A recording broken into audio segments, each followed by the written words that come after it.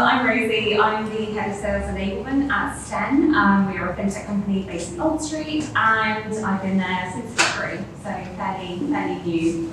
Although old, but I'm not part of the manager now. I'm Alex. I'm here with Aircall today. So I've been with Aircall for about 3.5 years, starting my first ever job in tech. And as of June this year, I moved into sales leadership. So hopefully we should have some insights from both sides of what we've got in this survey. Was that true? Come on, you stone. Go for it, Mark. Yeah. Let's see if we get through one. Wow, pressure now.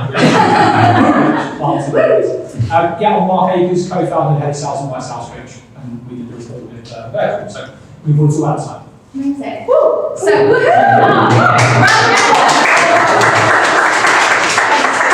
need some energy in this room. So hopefully all of you are here tonight because you see the importance of sales coaching. So I want to start with a quick question. Who here in the room coaches their reps at least once a month? Put your hands up. I'm going to be my boss there. Okay, what about at least once every 2 weeks? And keep your hands up if you think it's once a week. Great coaches here at the left. Amazing. Well, hopefully tonight's event we're going to help you understand why being a coach to your reps helps achieve higher performance, how you can be an effective coach. Also working with people like sales enablement, we've got the lovely Rosie here to talk about that, and also the findings from the report that was recently published. So I think the best place to start is to give a bit of context to this report and why it was created. So I say we, I take credit for it, obviously, at all. You guys. What did you play? I just got given it, and we're talking about it. So over 1,600 sales professionals took part in this report, and they had brands such as Salesforce, HubSpot, Brandwatch, Cognizant, Jura involved. And just so you get an understanding of the demographic, 32% of them were sales leaders and 68% were sales reps. So to start off, I'd love to hear from the two of you, Alex and Mark, on the importance of this survey and why it was created. Sure. So coaching has been such a big theme at Aircall for the past year. This time last year we did another survey. This was all about kind of key trends that we're seeing across SMBs.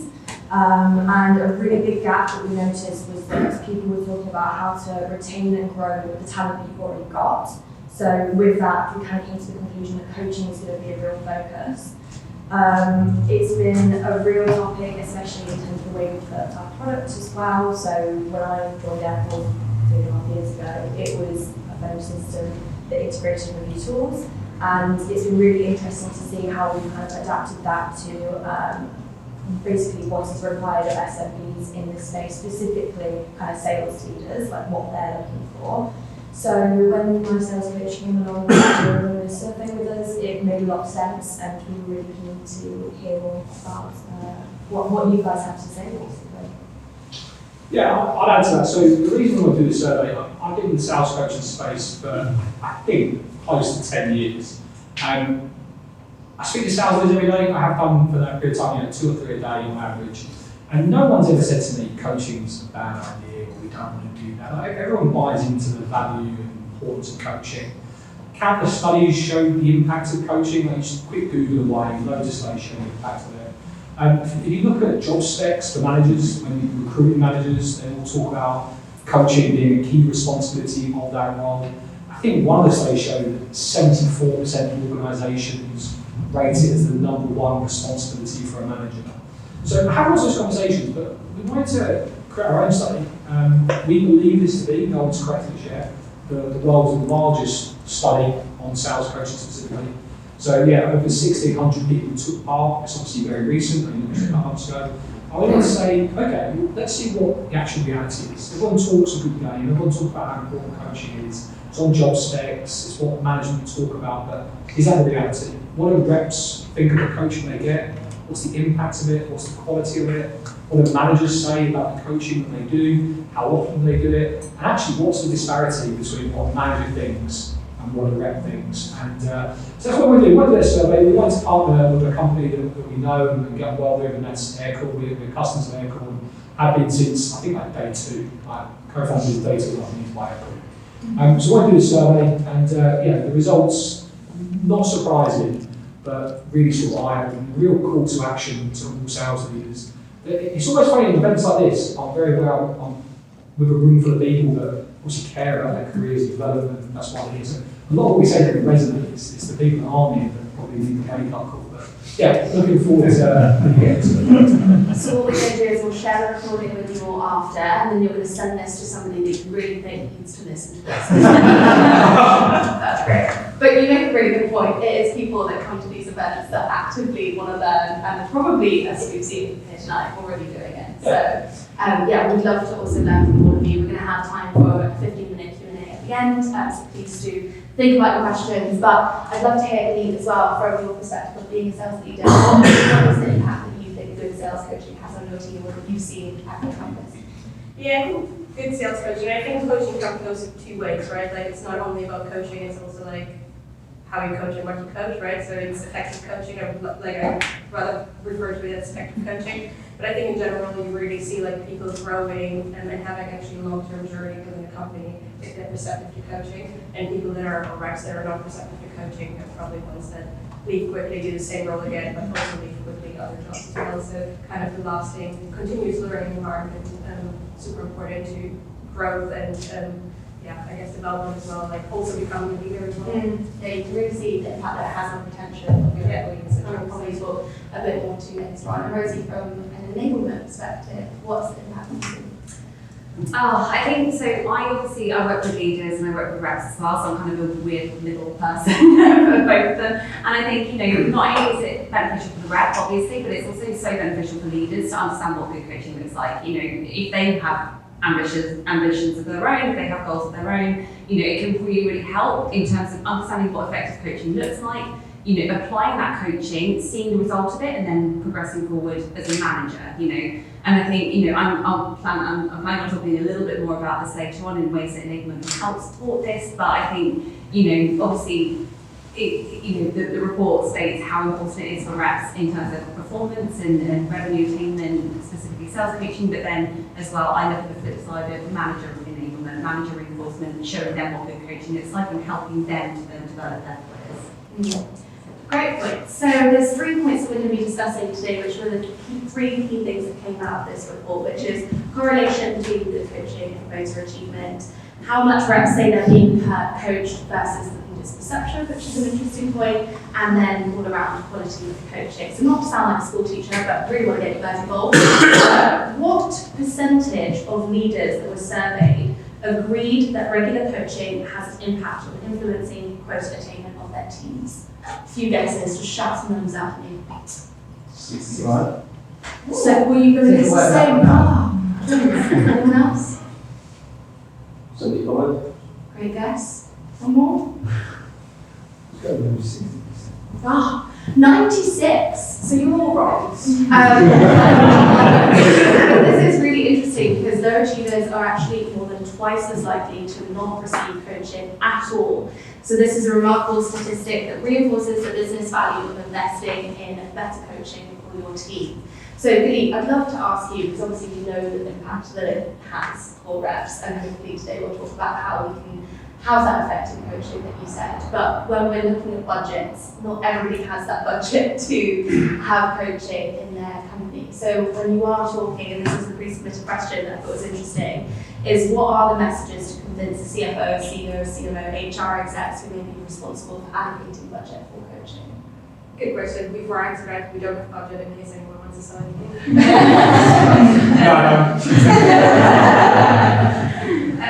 It's an interesting one, and I think like all of us are kind of in the same boat nowadays, right? Like 2 years ago, like we probably could buy way more coaching session technology that can that also provides coaching as well. Like for example, the AI tool Aircall provides. I think the message around it, like I think it's more around showing the ROI, because I think like if we're just talking about coaching in general, like it doesn't mean it's effective. So if you can actually use a case study and prove that it actually brings value, I think it's really good. Also, like nowadays, I think most of us are using very advanced technology and tools like Aircall. or Gong or whatever, and I think all of them have like kind of AI capabilities that will have a coaching element into them. So I think it's not really about asking for budgets to get new things in, it's more about like asking about enablement to understand how you can actually use the tools that you already have in a coaching mechanism. So I think it's probably nowadays more about that, not necessarily asking about extra budget. Yeah, interesting point. And when we spoke before about prep, we were saying that people do invest lots of money in tech stack, so why aren't we investing in our people? And Alex, working at Aircall, that there is a function, I think he said, or AI side of coaching that would really, really help benefit reps. Do you want to talk a bit about how that can be impactful, or for people that don't use Aircall, how they could have something similar? Yeah, absolutely. So I think really what you're getting at there is that it's about having a culture of coaching, and it's not always a kind of, okay, we need coaching, this is the budget for it. It's about how do you use what you've already got and use it in a way that enables this kind of coaching culture. So like an example of how I would use it, so I'm kind of in like a player coach role, so I have my own target and I also have some reps on my team. I also work very closely with the BDR team, and so therefore between all of that, I don't have time to sit there and like be able to kind of build a relationship with everybody like that's completely led by me as like a manager or somebody who's got advice to give. So what I'll do is, like with my team, if there's like a new topic that we're trying to push, like if we're looking at like better next steps on our calls, or we're looking at getting them to talk about a new feature a little bit more, something like that, I'll just like search within the Gong for Zoom calls or Aircall for the phone calls that they're doing, and I'll just look for those calls where they're talking about it and make sure they're on the right track.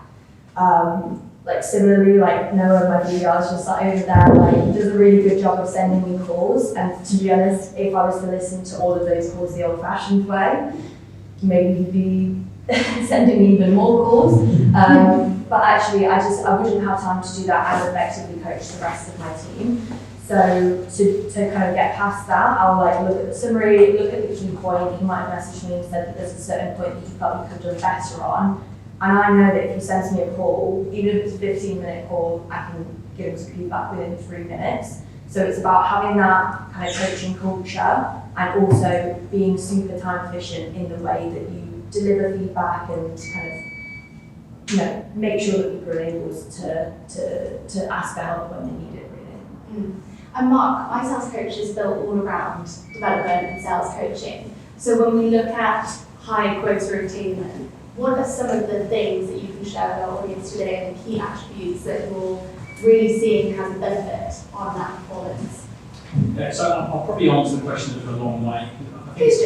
It's interesting some of the things that have been said, but I think fundamentally strip it back, sales has got no barrier to entry. Like most people don't get a sales job at some level in some organisation, and no one trains to become a salesperson. You get that sales job, you fall into it, and organisations spend a lot of money trying to make that sales rep effective. They try and help them send as many emails as possible, make as many dials as possible, and the reality is what they need to do is realise that sales is a skill, one that we need to train and coach our reps and help them level up.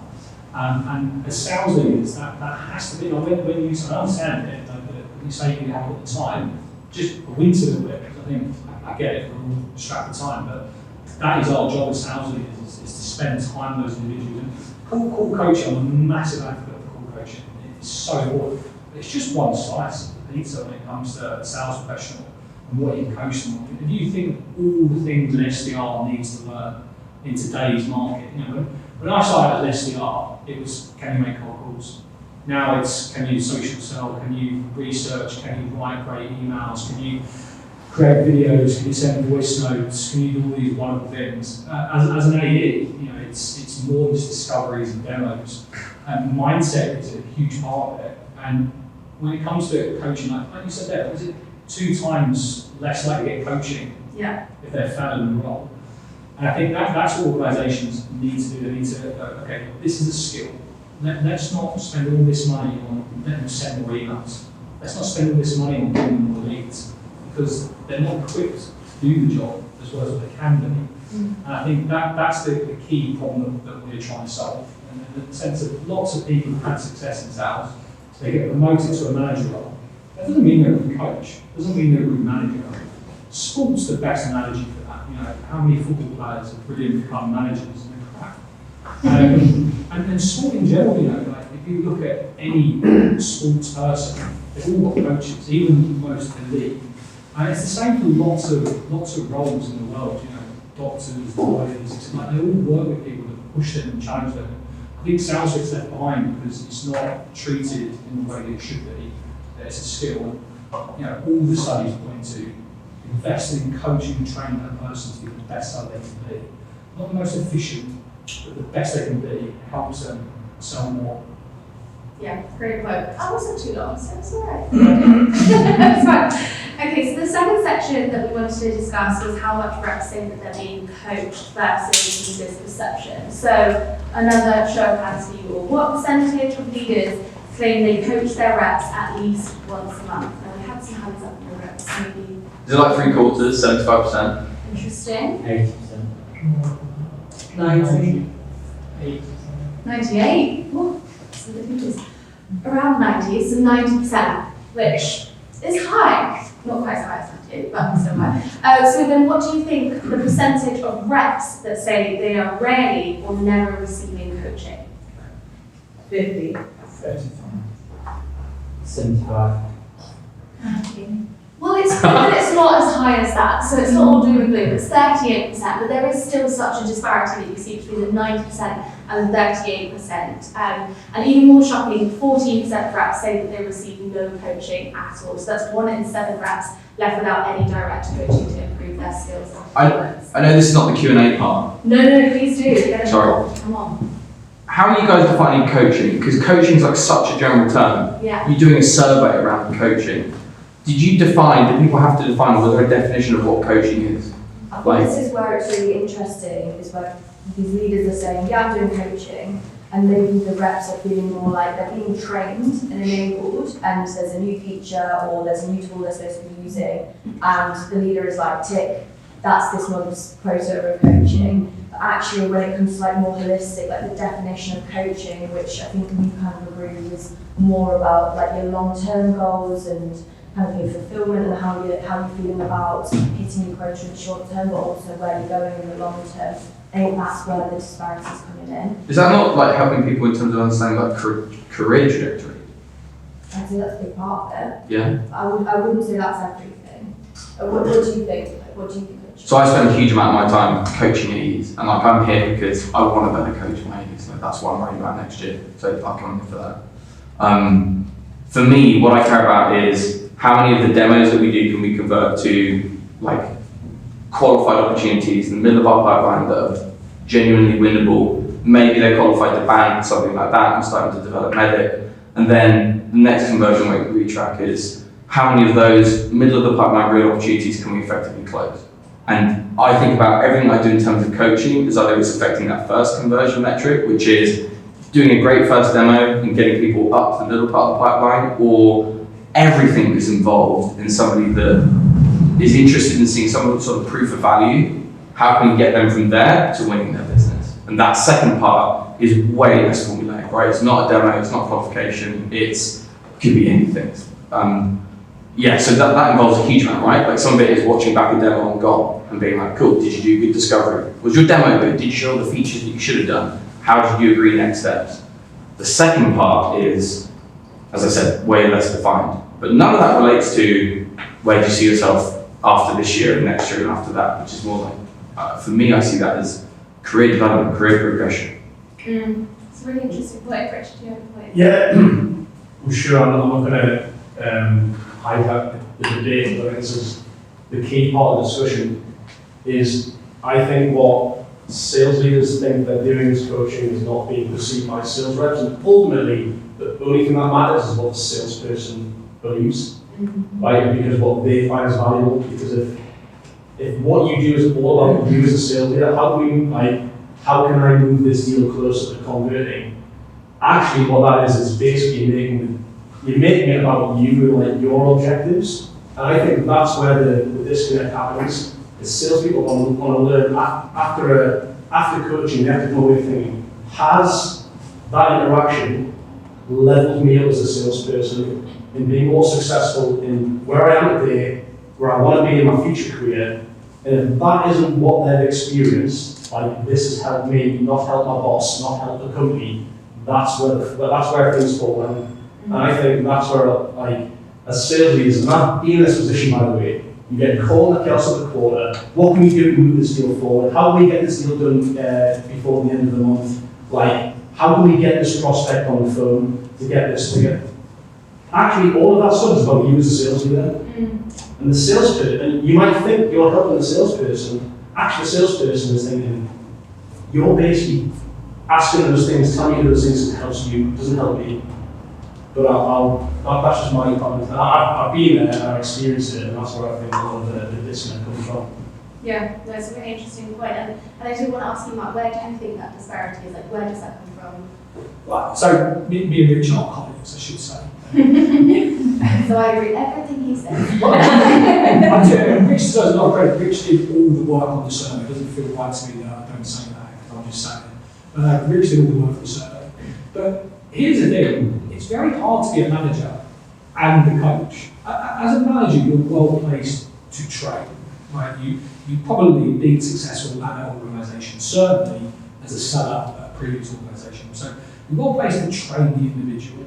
You're great with the product, the market, the competitor, the pricing, etc. But as a coach, it's not about you. It is about that individual.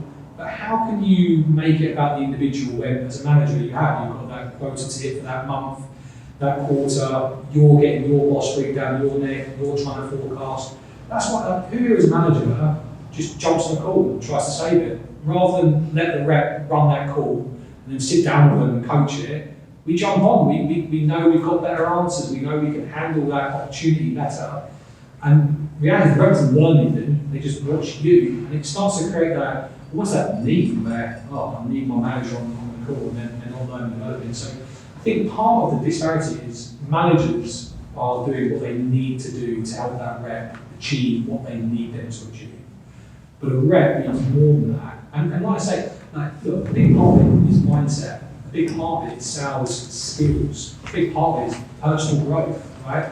And then sometimes just in the moment, right? I've just got off this call. I don't know what went wrong. How can I fix that? So is it like kind of like a blend of all those four things? But as a manager, to be totally safe space where your coachee can share with you their frustrations, they can't do that. A rep can't sit with their manager and talk about their frustrations easily. A rep can't sit with their manager and moan about their job and how they're struggling. A rep can't sit with their manager and talk about how they're worried about their prospecting, or they worry about their discovery and their quality of it. They don't close lost deals because they cocked up. They close lost deals because ghosted or no budget. You can't have those conversations with manager because that's the boss. This is someone that gives and takes up shifts. It's very hard to be a manager and a coach. But in that, I was going to say, why not? Why aren't we creating that space that we do allow our reps to be able to tell us those things? It's really hard, isn't it? Like, it's really hard to go to your manager. Like, we've all got bosses, I'm sure, but some of us might not. But to go to your boss and talk about where you're struggling and you know you're losing deals because you've got inability. Say you've got like a high need for approval, or you've got an uncomfortable ability to talk about money, or you don't like dealing with prospects that are very red, right? You struggle with that. It's hard to talk to your boss about that. It's hard to talk to your boss about, I don't think I'm going to close any deals between now and Christmas. You're going to have that conversation with boss. Obviously, some of us have great bosses, and again, you'll be in the room. Like, people in the room here are different to those that are not here. But it's not a safe space. You're shaking your head. Yeah, I massively disagree, but maybe it's because the environment I'm in, and like I've seen many different managers, and I've managed different people, like have different direct reports between ICs now, managing managers, and had lots of different managers in the past few years, and I just never have that feeling that I can't go to my manager, or that IC or a manager can come to me and be like, hey, this is what I'm struggling with. And I think, yeah, if I have a new manager tomorrow, will I be able to have that conversation? Probably not. Like there needs to be like some getting to know each other. But I think every leader needs to create a psychologically safe space for their direct reports to be able to have that, to have these conversations. Like I'm not saying like okay, everyone should always fail and forever and whatsoever, and we just accept it. But like fail fast, come to me. We will look at the situation, analyze, change course of action, and actually you'll be surprised, like if you have these conversations, how different performance of a rep or of a manager changes. And I know where you're coming from, and I know that a lot of people don't have these relationships and are, or maybe it's personal work as well, right? Like we need to get out of our comfort zone, calling our manager and be like, you know what, like I did something wrong, or whatever, right? Like we need to work on ourselves, and we also obviously need to have the guts to kind of seek that conversation and have this conversation. But like I think in the past 5 years, being a regardless, like I think I always managed to have these conversations with various people. And I think as a coach as well, or as a manager or leader, you need to know your team that well that you know something's up. So don't wait for them to come, but feel it and just straight away have the I think it's conversation. good that you say that, and I understand there's going to be so many conflicting views in the room, and I'm sure I'll be sat here and I'd be interested to hear from you all, like your thoughts. If you don't understand the areas that your reps are struggling with, then it is difficult to be able to coach effectively on those points. So how do you foster that environment where you clearly do have this relationship with your team to be able to come to you if they are struggling? What are some things that the audience can learn from? I think one thing that I think is really important for everyone is actually showing vulnerability as well. Like, yeah, I can tell to my manager that like something didn't go wrong, but like actually standing up in front of my team, in front of 30 people, and be like, you know what, like last week this is what happened. Like I'm not perfect. Like I make mistakes as well, and like kind of being vulnerable, showing that and showing that quality. I think that's one thing that will definitely make those conversations easier, and will like let people actually come to you as well and knock on your doors. Like I know it's not gonna happen for 100%, but like I think it should be working on like having difficult and hard conversations, making this as part of your culture, everyday culture. I think this is one step to actually making high performance, like creating high performance teams. Yeah. Mark, sorry, did you have something to say about that? No, I think it sounds like, picking up what you're saying, you disagree with what I said because that's not your reality in your company, but you accept, in general, that's more likely the reality what I'm talking about. It's probably the reality, but I do think there are solutions to it, and people that are not striving for it are probably in the wrong place. I think we want to learn What is the reality in the room? What do people feel? Yeah. I mean, I agree with some of the points that have been made so far. My sense and my feeling is the fundamentals sometimes are missed, which is creating resonance. As a coach, we want to be able to connect with the reps. And for me, when I look back in my career, my 20-year career, the ones I remember are the ones who wanted to know more about who I was as a person. What's your story? Like, what makes you tick? Like, what age? And we connected. And if you don't have that, I just feel like, it's all about user language, as Rich was saying, right? So it's about really just as leaders and coaches, just be vulnerable. Ask about their story, about their why, and then open up from that point. And from that point, you can have those hard conversations that you can't normally have.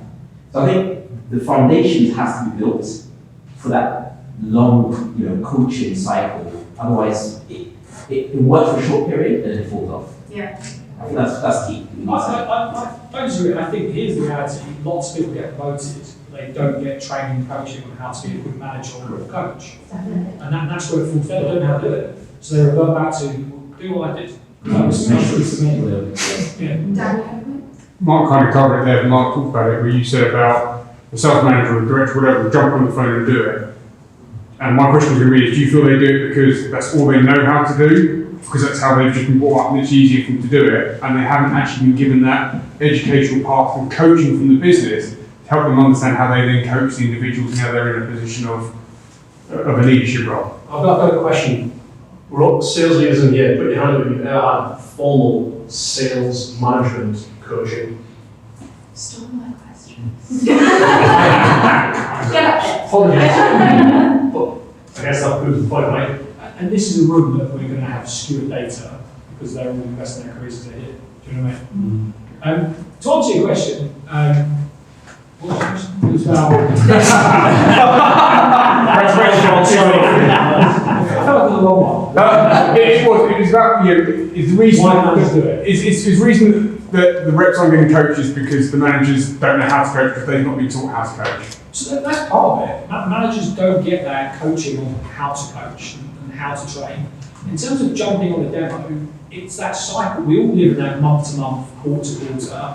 And look, I challenge anyone here, if you know a rep's got a call tomorrow that could make or break your quarter, and you don't think they're best equipped for that call, it's impossible not to go, and if you're free, I'll jump on that call, right? And if you jump on that call, it's impossible to sit in silence. They will say something, you think, that's not quite the right answer. They haven't asked quite the right, and before you know it, the danger happens when all of a sudden power goes to power. So you're talking to the decision maker, they realise that manager's on the call, the rep gets pushed out, and it's just two managers to pick.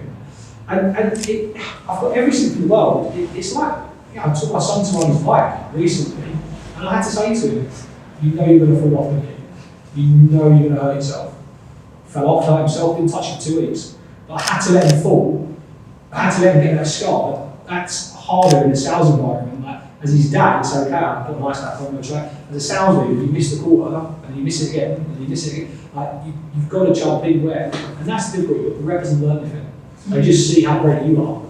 But just to add on to that, that's probably an extreme, right? You've got to close the deal at the end of the quarter. You're probably not going to let the rep run it if you quarter into it. But just generally throughout the quarter, there's many coaching points through a sales cycle to help them. That's more often that the sales manager won't know how, because they've just done it. They just did it. They don't know why they did it, so they therefore don't have to coach on it, so therefore it's just easy for them to do it. When they say, do what I did, and then the rep feels like it's just too generic, it's not applied to me, it's lazy, it's hollow coaching. Oh, you just want to, and it's like, well, do you just want to be like you then? And that's not what you want as a manager. You don't want to just create a load of mini yous. You want to give people the chance to shine, but you don't want them to burn out. Conscious of time, and I love this engagement. This is great. This is what we want. It's basically like a round table with us sat here. It's great. We will get on to quality of coaching because there's so much I think we can unpack, and that's going to be like our main section. But Alex, you mentioned previously about time, and it is difficult. And you mentioned with the tool that you have at Aircall, like it really does help make you more efficient with your time. But when I'm sure leaders sat here thinking, how do I have the time to effectively coach my reps? What are some ways that we can separate that you're doing it with your diary, time blocking, you putting specific days for coaching and then specific days for yourself?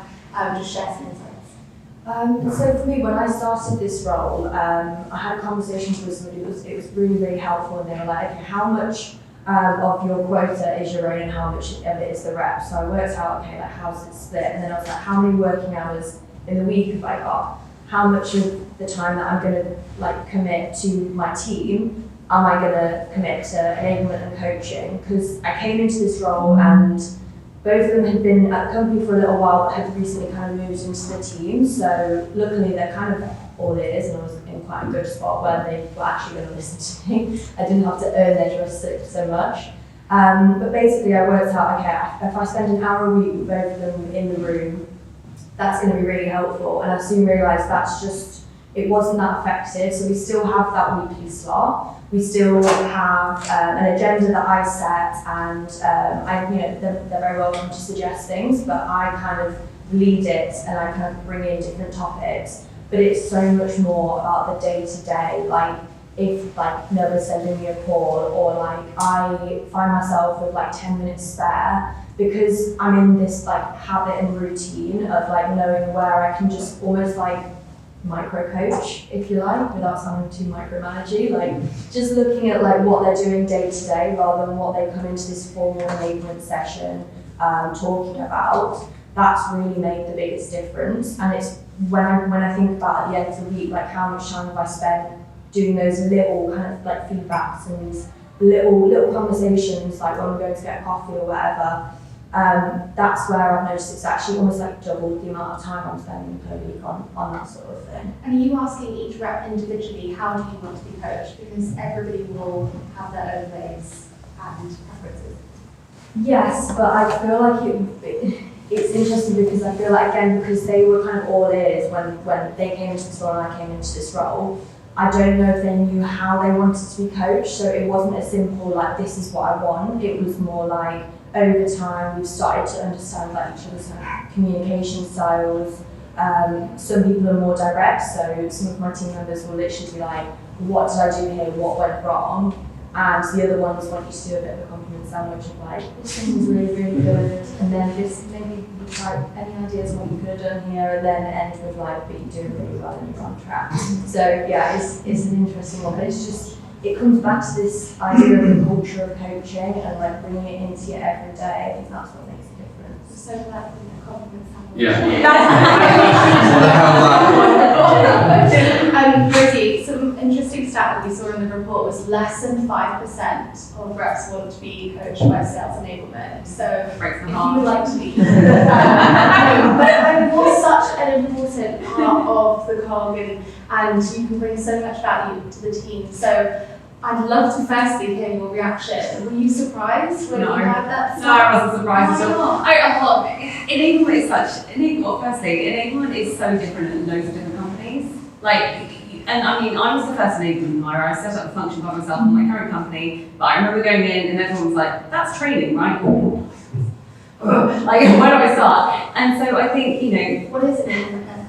oh, it's pointed question. No, so enablement for me is in equipping reps with what they need to know, say, show and do to be successful, whether that's resources, training, helping managers to coach, whether that is, piecing together collateral, whether it's documenting processes, sales plays, checking metrics, which I think, again, a lot of enablers don't necessarily do, or they focus on the wrong metrics or a little bit fluffy.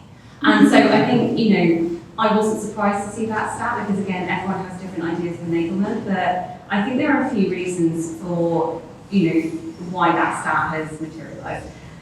Firstly, a lot of enablers either haven't come from a sales background, shockingly, or it's been a long time since they've sold or were on the front line themselves. And so, I was a rep for 8 years before I went into enablement.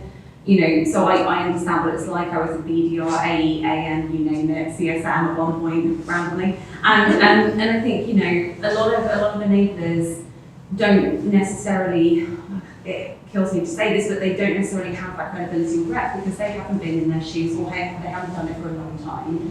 And so I think that's probably point number one. Point number two is enablement is a weird, it's kind of a cross-section of loads of different departments. So I talk to sales, obviously, marketing, our operations team, our finance team, randomly, thrown in the mix.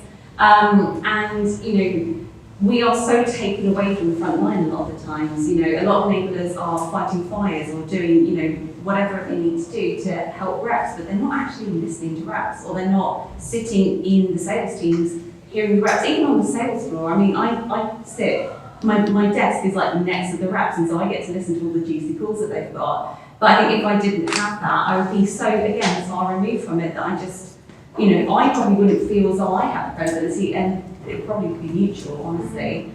And so, it didn't surprise me as a stat. I think, similar to what I was saying before around, helping managers understand what good coaching looks like. And I think, it's interesting to see all of the different ways in which coaching is described. A lot of people have different ideas of what coaching looks like. When there was a question about, what coaching do you prefer? I don't honestly know that a lot of reps would be able to answer that because they've probably just been given one type of coaching which probably isn't real coaching. And so, I think enablement can really help manager enablement, manager reinforcement, leadership training, helping understand what good leader looks like. But it also, we can help in terms of understanding best practices and what the data's saying. So focusing on lagging indicators instead of leading fluffy enablement, did someone attend this session indicators. So, because you mentioned something there of like helping leaders be better managers and better coaches. How are you doing that? And for those that don't have enablement teams or necessarily that support, because Mark, you've definitely hit the nail on the head there. It's like we are coming into these roles because we've been successful and great at our jobs and we don't have any formal training. So where can managers get that training from and some advice that they can have from you? Yeah, I think it's definitely an area that I think enablement needs to work on. I was actually doing a sales coaching workshop with my leaders on Monday, and it was, I think, the third time that they've done it in some of their entire history of being a manager, and I was like, oh my God. But I think, you know, there are lots of ways in which managers can still have that visibility and that coaching and understanding what good looks like. So, you know, one thing that one of my managers, who's just recently been promoted, you know, came to me and was like, I don't know how to lead. I was good at selling, to Mark's point, but I've never led a team before. And so I said to him, okay, well, who was the best leader that you ever had and why? Literally those questions. I was like, what did they do that was so impactful? What did they do to help you get to the next level? Let's start there. You know, identify the leaders that in your network or in your company that you appreciate their style and you think that can work for you. And then, you know, possibly, I don't know how widespread people's enablement departments are, but, you know, talk to them about, you know, there's loads of leadership development courses that you can take that will emulate those leadership styles. And so, you know, there are ways to kind of externally fill that gap. I mean, I would always rely on enablement if you can, because we see it from both sides. I'm kind of the weird therapist for both managers and reps at the moment. But, you know, I think there's lots of external courses, but also looking at what works for you, what has worked for you, and how you would like to lead is a really important reflection that we can all do. I love it. Therapists for people. Oh, Definitely to create that feeling as a coach and have to be able to create that safe space for people to be able to come to you. So when we get to the... Sorry? They need a coach as well. Yeah. Everyone does. Definitely, yeah. Like, everyone needs someone in their lives that's going to show up for them and Yeah. be there. Someone that isn't their boss, someone that isn't connected to the company, someone that is going to turn up consistently, help you. Yeah. Someone that's been where you want to be, achieved what you want to achieve, they've done it. Too many people think they can figure this out on themselves, and it's ridiculous. Like, you just make loads of mistakes, it take the wrong way. You've got to surround yourself with people that have got what you want, that achieve what you want, and work with them. Everybody needs a coach. Everybody that's ever achieved anything of significance in their life has had a coach. Sales is a low barrier to entry. Anyone can get in, they can have success, they get promoted to manager roles, and then 27% of reps are hitting quota. Right? That's the sad reality of it. Like, too much says about the impact of coaching, but people aren't taking it seriously as they should. They're spending too much money on the wrong things. And I think if we want to help people, then you need a coach. And when we want to help people, we want to do good quality coaching. So for the last segment, what percentage, the audience interaction coming out ready? What do you think the percentage of reps that rated the coaching they received internally? As the coach, they rated it. I think that was great. What percentage? 40? 40? So we say 90. So only 19% actually thought it was good. However, what percentage of leaders would recommend their coaching quality? 90. Well, thankfully they're not also English scores, 70%. But this does have a serious red flag for leaders who believe that coaching is making a positive impact on their team. So Khalid, I'm sure, and from everything that you said today, you're an incredible coach. Can you share some... I actually have a lot of my ex-direct reports in here, so...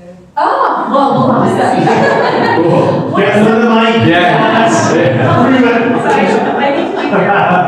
What are you doing with your reps to get the most out of them? And when we're looking at good coaching to high performance, what are some things, some key takeaways that people can write down and start implementing straight away? So in my current role, like, I'm a little bit far away from the IC, so I'm more on the strategic side, actually working with enablement and the managers to provide coaching. I think one of the things is that I also said in the very beginning, like, it's a two-way street, right? Like, we need to listen, and we need to listen to our reps. Like, we need to understand all of the different departments. What is it going, like, what kind of coaching will actually add value to them? If something like a session doesn't add value to the reps, like, it won't be effective, and then they will lose the appetite for it, right? Like, and then none of the other coaching sessions will be, I think you can get the buy-in very quickly, but you can lose it much quicker. So I think kind of like being really aligned with the reps and with your other departments, like what is actually what's going to provide value, what is actually going to, and I think one of you earlier mentioned about, like, okay, only talking about KPIs or like how am I actually going to move that deal. But I think like coaching is also a lot about like emotional coaching, mindset setting, like, and kind of getting into this growth mindset. And it's not only about like, okay, I need to move deals forward. It's also about like, okay, all these other soft skills will actually potentially increase efficiency as well. And I think it's a combination of both that will bring the efficiency and the effectiveness in the end of coaching. Alex, I know that's something that you wholeheartedly agree with as well, that you shouldn't just be looking at the KPIs. But when we do look into 2025, everybody is saying it's like data now is more important than ever if you're looking at the success of your clients, the success of your team, if you're looking at the data. So why should we not just be looking at the KPIs? And also, what is the data that you really are paying attention to? I think the whole point is that the data that you should be paying attention to is basically always changing. So whether you're going through a certain like a time of the year where, like, for example, like calling isn't really happening, like summer holidays, nobody's picking up, you've still got those same KPIs all the time, and you're still kind of having your reps on like, do this and you will be successful, they'll start to kind of believe you less and you lose that credibility. Whereas if you coach them to the point where they've almost set their own KPIs, they know what they need to do to be successful, they'll be able to adapt to that. That being said, like when people are newer in the role, it's good to give them that structure, but the idea of coaching is that, so the training is you give them the structure, this is how you can be successful, this is how other people have been successful in the role, so that's the training and that will ramp them up. And then when they're coached, and this comes back to the employee retention and making sure people are long-term successful in a role, making sure that they take ownership and accountability of their own success. So they know, actually this thing isn't really working so well as it did this time last year, what can I do? And then they can go to their manager and have a conversation about how to improve in that way. So again, back to the coaching culture, back to like having open kind of lines of communication. Yeah. And reflecting on what good coaching looks like, we really need to realise like what are the red flags. And we did mention at the beginning of this conversation, like the difference between good and bad. But Mark, I'd love to kind of end the panel on what are some things that you're seeing with leaders that are coaching their reps that really aren't working, and then those leaders that are doing excellent coaching. What is that difference that people can maybe hopefully think, I need to change that? I think the big thing is confusing training with coaching, getting everyone into a room and giving them the same thing. I think when you look at sales, again, I ask sales leaders every day, tell me about your sales team, where the skills gaps, and I always have my works different. Different people, different needs. It's like, what if you go try and fix that? It's like, well, we give them some training. It's like, well, that looks like, well, we put them all in the room for 6 hours, gave them training. So hang on, different people, different needs in the same room, the same content. And they're like, yeah. And they're like, no. Was it just the one session as well? Yeah. Yeah, of course. Yeah. And I think that's what we have to identify. And this is the hard bit as a manager. Like, most managers have anywhere between 6 and 12 reps, obviously some less than some, but 6 and 12 reps. And to really understand what every single person does across, it's probably like 30 competencies, maybe a minimum of 20 competencies that you need to get a coach rep on. To know 6 to 12 people on 20 competencies and where they're at and where they need help is really hard, right? And where we're trying to do it is like just tick boxing or seeing an event. And like, I know I'm just picking up, it's very pity, but like you when they're coached. Like, coaching is not an event, I know you didn't mean like that, but a lot of people see coaching as an event, so get that done. It's never ending, right? Like, you take someone through their career, they should always have that coaching. So I think people treat it like an event, getting confused between training and coaching towards the company goal or the manager goal, and not make it about the individual. But there's tons of mistakes that people make about it, and I understand it's really hard because we're put in this role as managers, because we've been successful as sellers, go make that team successful. We don't know how to do that, so we just rely on what did I do, what made me successful, get to do that. It's really difficult. Yeah, I just add to it, because Mark just said, like, okay, there are so many different competences and so many different direct reports, and I think one thing that I forgot to mention earlier as well is, like, it doesn't mean, like, if you're a sales leader, it doesn't mean you have to handle the coaching by yourself, right? Like, I'm sure you have, like, other brilliant minds in your company with other, like, you will know whether your peers are doing it and where you're going to use these resources, coaches, right? I think this is also something we're not really talking about because people think like you have to do this all the time, but like you have an hour a week. Totally. Right? Like to expect a manager to be a coach across every discipline is nuts. Like I know my team really want to start to do social selling on TikTok. I cannot help them with that. Why do you have to take your No, it is nice. And look, that is where you need to work with people that can fill the gaps that you can't.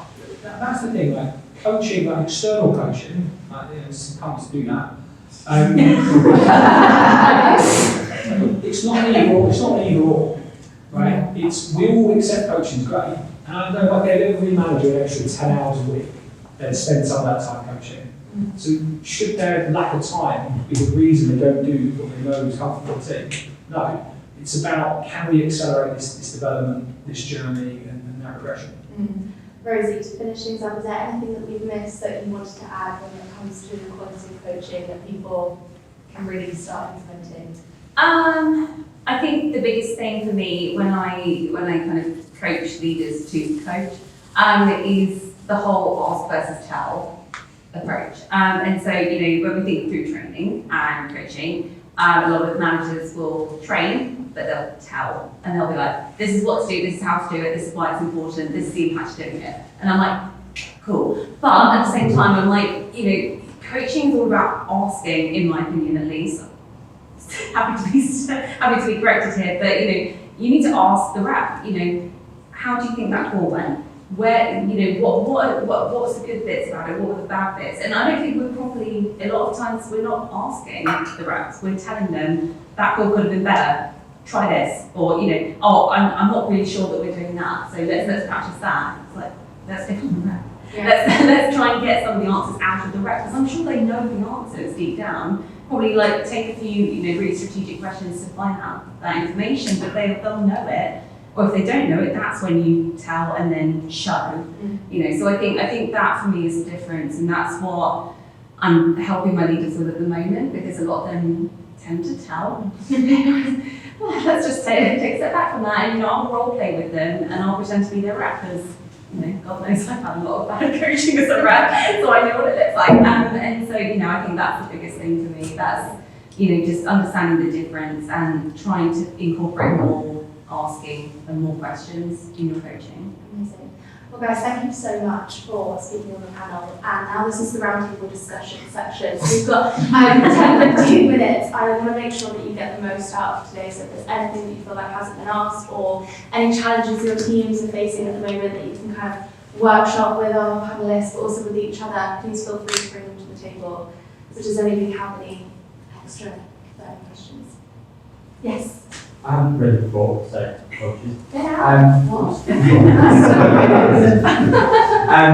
I guess some examples of that coaching were, and the live examples we talked about were coaching on live deals.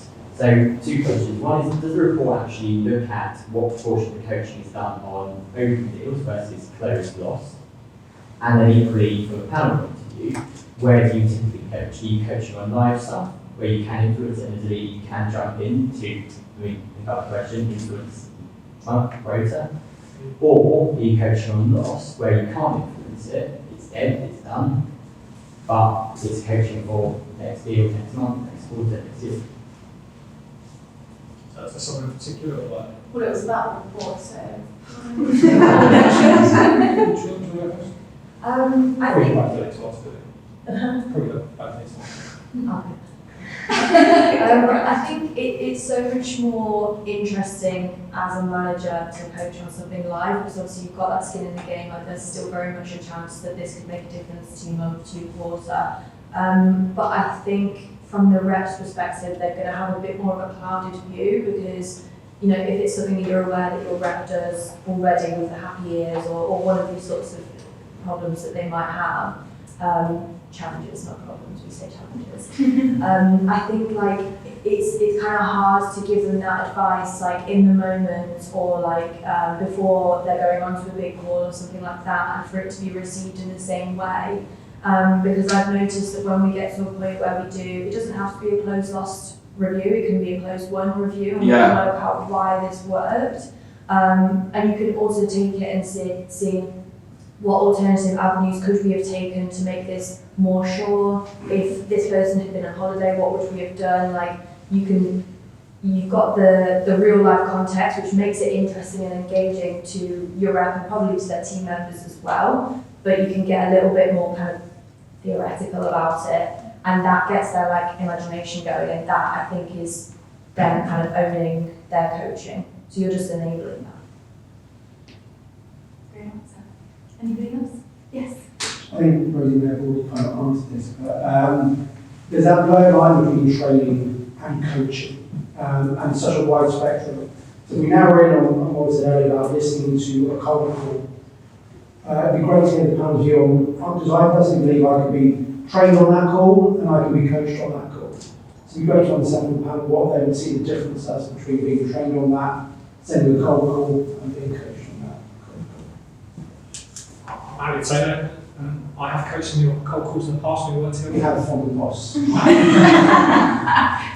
don't answer this. Well, let's see what you say. I think, so everyone needs to train really important, right? Training is absolutely the friend of coaching. I would say you can't be successful without training. Training comes in lots of formats. In this instance, in a live situation where you train by manager, training should inspire, motivate, you leave a session feeling pumped up and got new ideas of what you're going to put into practice. That is me transferring knowledge from me to you.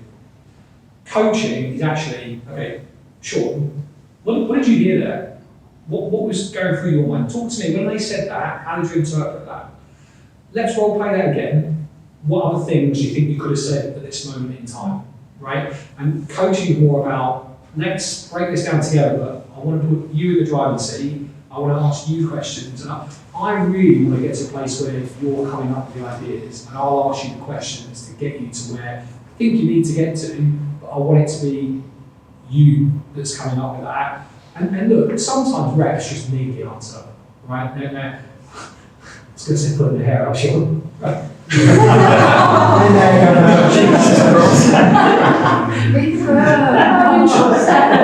I sat there and they're like, just tell me the answer. Right? And that's what they just need to hear the answer. Other times, it's like, this keeps happening. Like, we need to figure this out together. And it is that they need someone that perhaps knows what they don't know. That's a phrase that trips me up every time. You don't know what you don't know. Right? I think it's a really creative phrase when you really think about it. But sometimes they just don't know. But you can ask them the right questions to get them to a place where they start to have that realisation. That's more powerful because the idea is their own now. So I think the difference between training coaches is training to transfer information, trying to motivate you and leave you feeling pumped up and excited. Coaching is about, okay, what do you want to get from this session? Let's talk about that, and then try to tie that back to your goals and dreams. And then when we next sit down, it's like, do you remember that last session? You haven't done that now. Why did you not do that? What's been happening since we last spoke? Have you had any more situations like that? Have you avoided that? Has that come to play, etc.? Yes, at the back. So I have, Galit, maybe this was like directed to you to stop, to make sure like, it's clear who I'm speaking to. I think you're quite unique on the panel, right? 'Cause, you're quite unique on the panel because it sounds like you're a second line sales manager. So you manage managers that manage reps, would that be right?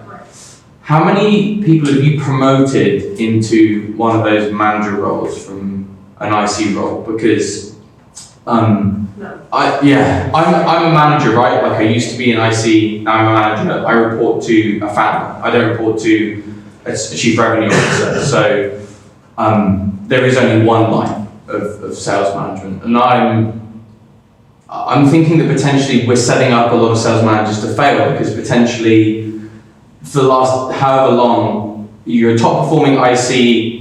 Do it for however long, it is just an eventual next step that you're going to then become a sales leader. I think you said it absolutely right. Just because you're the best player on the team doesn't mean you're going to be the best coach of the team. There are loads of great football coaches that were not good football players. And I don't think you have to be a world-class football player to be a great coach. I'm not sure that we in sales actually think about sales leadership and sales coaching like that yet. Or I certainly haven't experienced it a lot in my career. I think one of the things I'm really struggling with at the moment is realizing that I'm effectively having to completely retrain. Like, everything that made me good as an IC is almost entirely, not entirely useless, but doesn't help me loads every day. I absolutely am one of the worst people at diving on, I'll help an AE, end of the quarter, let's get this deal done. Because I love it, because I used to be an AE and an IC, right? But you're absolutely right that, like, at some point you have to, like, cut the apron strings a little bit and let them fly and let them fall. So, it's a shame because you're not promoted anybody. One of them was promoted from an IC into management. I was promoted from an IC into management as well. I think all of them were at some point, but the two others, when they came into they have managed already in their companies. We have these discussions all the time, and I think actually there are some statistics that show that lots of great companies, the biggest mistakes lots of great companies do this by promoting their best reps to management. So there are some statistics about it, so it's proven. And I think when I look into hiring a new manager, for example, I always look into I'm very big advocate in terms of promoting internally. But I also know that unfortunately this won't be possible every time and all the time. And I think if you are expecting someone to manage a team of 9 people, can this first-time manager actually do it or not?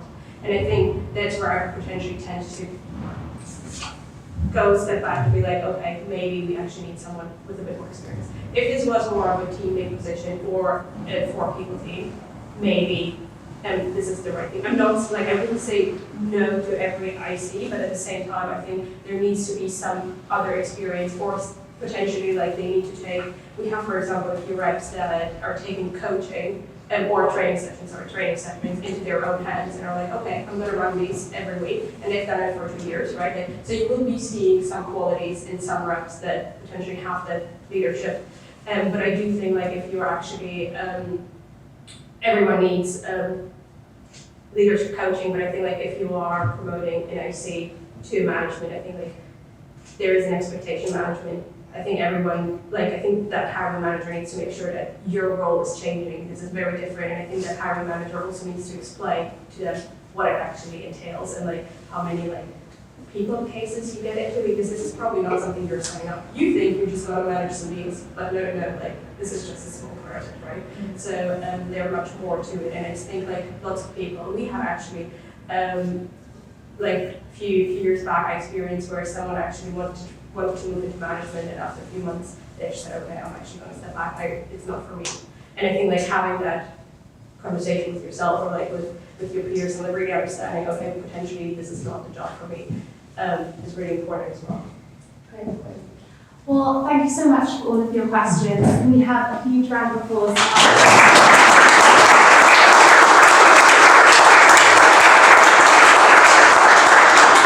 I love the disagreements, the debates, the conversation. I'm sure there's so much more to be had. So if you would like to continue the conversation, on the back of these cards that we've got on the seats, you can connect with all of our speakers and fancy QR codes. As we said at the beginning, download the QR code for the State of Sales Coaching report, and also please speak to the team at Aircall that are here tonight to understand a little bit more about their product, as they are our proud sponsor this evening. But hopefully we can continue the conversation for the next 50 minutes. There's more pizzas, more drinks, and please do come up and speak to us afterwards. But if not, thank you so much for coming, and hope to see you at the next one.